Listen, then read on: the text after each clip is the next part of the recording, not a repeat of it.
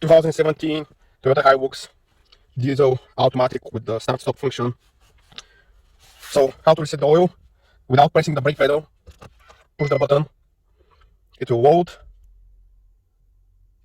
After that, you need to push the button one more time without touching the brake pedal.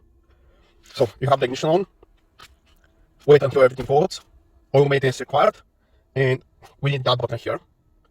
So you cycle through that menu until you go to trip A. When you're on trip A, you have to keep that button pressed and ignition off. Now put the ignition on.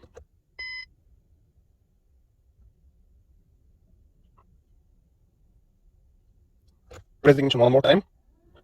So now it's resetting the oil data, the maintenance data, and it's complete. And that's the whole sequence of resetting the oil maintenance intervals on that car.